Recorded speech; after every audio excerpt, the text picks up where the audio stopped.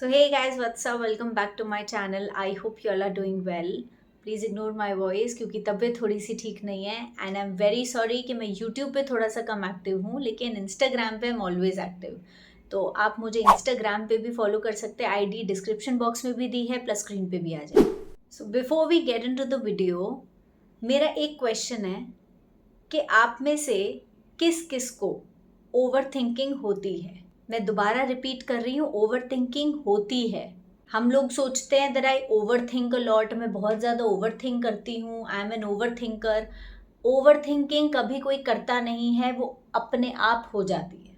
तो आप में से किन किन को होती है मुझे कमेंट सेक्शन में ज़रूर बताना। अक्सर हमारे साथ ऐसा होता है कि कुछ करने का मन नहीं करता है, किसी से बात करने का मन नहीं करता है, पूरा दिन बस अकेले रहने का मन करता है, या फिर किसी ने कुछ कह दिया, उनकी छोटी सी बात हमें इतनी दिल पे लग जाती है, या कभी कभी इतना ज़्यादा गुस्सा आ जाता है कि मन करता है इसको तो मैं अभी बताती हूँ, इसने इसे बोल कैसे दिया। हमारे इमोशंस, हमारे थॉट्स हम पे हावी होना शुरू हो जाते हैं। अभी कुछ दिनों से मैं भी ऐसा ही फील कर रही थी, और पता है फिर जाके क्या होता है कि बॉडी में एनर्जी नहीं रहती, क्योंकि सारी की सारी एनर्जी तो हमारा माइंड कंज्यूम कर रहा है। अगर हम कुछ अच्छा सोचते हैं तो 2-3 थॉट्स में माइंड शांत हो जाता है, लेकिन आप नोटिस करना ओवर थिंकिंग ज़्यादातर नेगेटिव थॉट्स में जाती है। इतने थॉट्स आने लग जाते हैं हमारे माइंड में कि हम नॉर्मल सोच ही नहीं पाते। ऐसे में अगर आप इंटरनेट पे सर्च करोगे that how to get rid of overthinking, इतने सारे स्टेप्स आ जाएंगे। बी ग्रेटफुल, ग्रैटिट्यूड शो करो, अच्छा अच्छा सोचोगे तो अच्छा अच्छा होगा, थिंक पॉजिटिव। लेकिन पता है प्रैक्टिकली नहीं हो पाता है। कितनी भी कोशिश कर लो इस तरीके से अच्छा सोचने से, आप नॉर्मल ही नहीं सोच पा रहे हो तो आप अच्छा कैसे सोचोगे। इसको कहते हैं मेंटल डायरिया। जिस तरीके से जब आप बहुत ज़्यादा जंक फूड खा लेते हो आपका पेट खराब हो जाता है, डायरिया हो जाता है, फूड पॉइजनिंग हो जाती है। सिमिलरली अगर आप बहुत ज़्यादा नेगेटिव कंटेंट देख लेते हो, नेगेटिव कंटेंट सुन लेते हो, किसी की गलत बातें सुन रहे हो, गॉसिपिंग सुन रहे हो, गॉसिपिंग कर रहे हो, ऑनलाइन गलत कंटेंट देख रहे हो, उससे हो जाता है मेंटल डायरिया। फूड पॉइजनिंग की जगह हो जाती है मूड पॉइजनिंग। और ये जो थॉट्स की चेन है ना, ये कई बार इतनी ज़्यादा बढ़ जाती है कि हम रात को भी नहीं सो पाते हैं।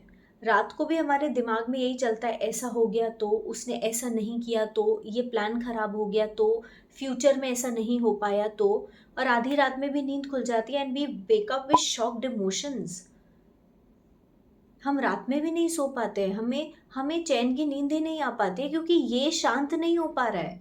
खुद तो हो नहीं रहा है और हम शांति से कर भी नहीं पा रहे। ये मेरे साथ भी होता है। तब मैं सोचती हूँ कि यार ऐसी वीडियोस बनाने वाली हूँ मैं, इतनी मेडिटेशन के ऊपर, मंत्र चैंटिंग के ऊपर मैं बताती हूँ, और उसके बाद मैं ऐसा सोच रही हूँ, उसके बाद भी मैं ओवर थिंकिंग को ओवरकम नहीं कर पा रही हूँ। और पता है क्या होता है, हमारे आसपास एक ऑरा क्रिएट हो जाता है जब हम भक्ति, ध्यान, साधना के मार्ग पे चलते हैं।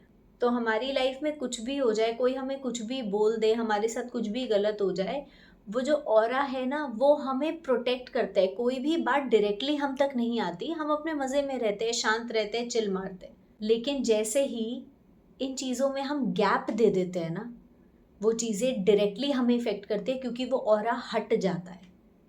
तो किसी की भी बात दिल पे लग जाएगी, हम चिड़चिड़े हो जाते हैं, हमें गुस्सा आ जाता है, हम बहुत छोटी छोटी चीज़ों में इफ़ेक्ट हो जाते हैं। और ये कब पता चलता है मालूम है? ये हमें तब पता चलेगा जब हम मेडिटेशन करते हैं, उसके बाद हम गैप दे देते हैं। जब हम मेडिटेशन या साधना जो भी आप प्रैक्टिस करते हो, जब वो आप करोगे ना, आपको तब रियलाइज़ नहीं होगा कि आप कितने शांत रहने लग गए हो। लेकिन जैसे ही आप छोड़ दोगे, वैसे ही आप गुस्से में रहोगे, चिड़चिड़े रहोगे, बुरा मान जाओगे, दिल पे बातों को ले लोगे, रोने लग जाओगे, किसी के प्रति अटैच हो जाओगे। तब आपको रियलाइज़ होता है कि मेडिटेशन करते टाइम या कोई भी आप जो भी प्रैक्टिस कर रहे थे उसको करते समय आपके अंदर कुछ तो था जो आपको इन चीज़ों से बचा रहा था।